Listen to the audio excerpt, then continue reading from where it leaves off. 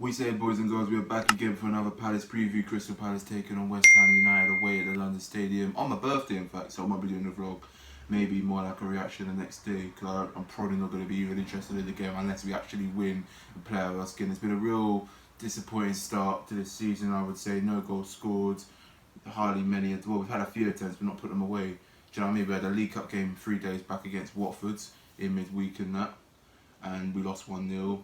Not taking our chances. Finishing was really poor. No goals scored again. Questions being asked. Vieira's under a bit of pressure. If we get absolutely thrashed this game, he's gonna. A lot of people are gonna want him out. I mean, when the team isn't.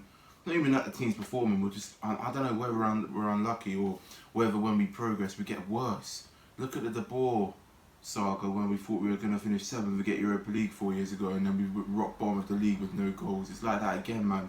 But we've got a better team and a stronger squad, and we're playing alright, but we're not putting the ball in the back of the net, and we're not getting the results.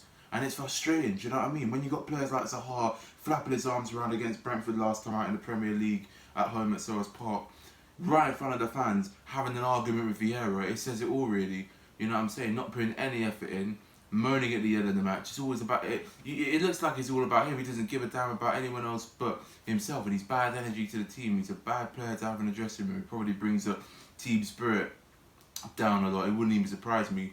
And I'm gonna be real right now.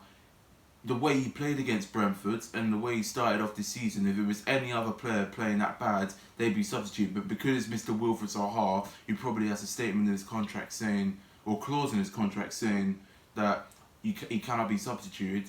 He gets away with it all the time, and it must do every single Palace player heading and that. Do you know what I mean? And it's frustrating.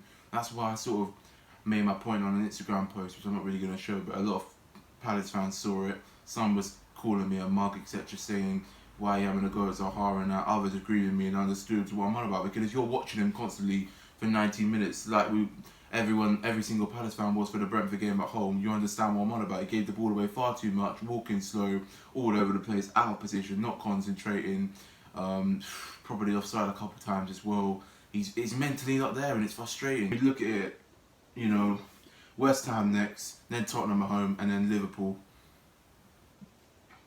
I mean, does it look like we're going to get a win? Where's the goals going to come from? Where are the 3 points going to come from?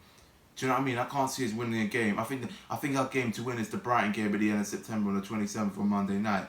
That's the only game that I think we can win, and we need to win, or else it's bye-bye Vieira. Simple as that. Simply not good enough right now. I've got no confidence going into this weekend's game. Look at West Ham. 8 goals scored this season. 4 goals last time out against Leicester, beating them 4-1. Mikel Antonio is an absolute superstar. He is a West Ham icon right now. The way he's playing out of his skin, works his arse off. 10 times better than Wilfried Zaha and our entire team. Do you know what I mean? He's going to be a danger threat, and I'm really worried. I'm dreading it. I'm really not confident. I think we're in for a thrashing. A thrash Newcastle, a thrash Leicester, and you look at us. If we don't sort ourselves out, we don't sort our defence out, and you know, if we're not competing with them, and if we're not up for the game, we're going to have a long, miserable afternoon this Saturday. Do you know what I mean? Their manager, Moyes, you know, plays a certain system. You know, if you don't like it, you're out of the team. Do you know what I mean? You know, he's got his team. He's got players like Rice, Benrahma, Antonio. He's even got Kurt Zouma now as well. It looks like he's going to be signed. He's having a medical right now, I believe. I'm really not looking forward to it. It's so predictable. All we got to do is go a goal down and it's game over. I mean, West Ham, I believe, they scored more goals than Liverpool have this season. More goals than Manchester City have as well. Teams like that, more goals than United, more goals than Chelsea. They know how to score goals. You give them an opportunity, they'll take it. With us, you need about 20. I mean, honest to God, in my opinion, it's just going to be a real sour, just painful afternoon. Do you know what I mean? And I'm really just dreading it.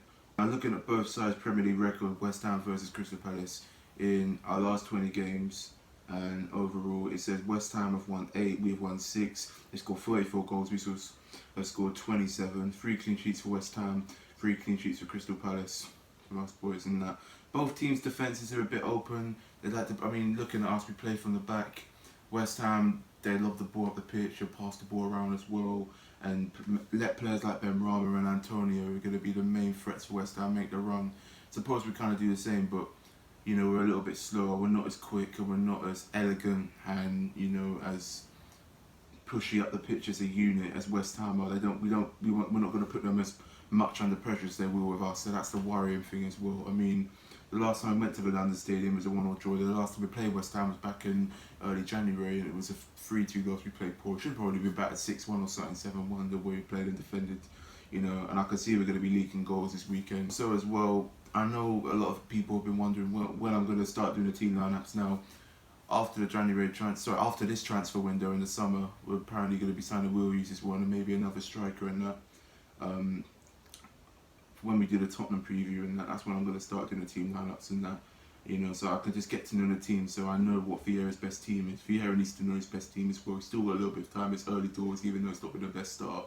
So honestly, we really just got to wait and see. But yeah, I'm not going to start off too early picking a team and picking on players. I've already done it with Zaha.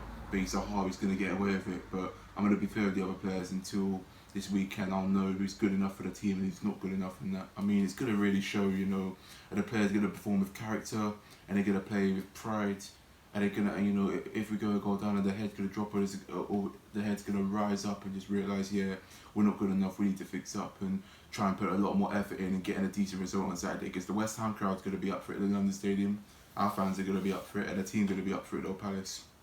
That's the way I see it. You know, I feel like we need to get behind the team. Zaha, this is a massive game for him. He's going to be under immense pressure. He has another bad performance. I think the fans will tell him, like a few of us have, including myself and my dad. And that's my prediction for this game. I'm going to be realistic right now, and I'm going to say a 2-0 win to West Ham. I mean, I know I said we're going to get thrashed, but I'm going to be realistic. I think we're going to try, but West Ham are just going to be too good a match for us, and that with the likes of Antonio bursting forwards. You know, I mean, they've got a solid defence as well, and especially with the likes of Kurt Zouma being added into the team and that, they're going to be absolutely rock solid. You know what I mean? They're going to be proper organised, and I don't think we'll be able to cope with that for 90 minutes. You know, so yeah, it's going to be a 2-0 win for West Ham United. But yeah, that is the end of this preview. It's a quick one on that as well. You know what I'm saying? I don't really have much to say, you know, apart from I'm really worried, and I think West Ham are going to really give it a go. We need to give it a go, but the way I play, we don't like scoring, for God's sake. It's like, we're like Zaha FC again, even though he's playing crap, so we're all over the place, we're a mess right now. So yeah, let me your prediction and your opinions in the description below. Palace fans, West Ham United fans as well. Like, share, subscribe. If you're on Twitter and Snapchat, you know where to go in the description down below and that. And yeah, fingers crossed we win, say a prayer. If we don't perform, we're getting thrashed, but if we turn up, we'll get a good result. I hope so. In a bit, come on you Palace, don't let us down.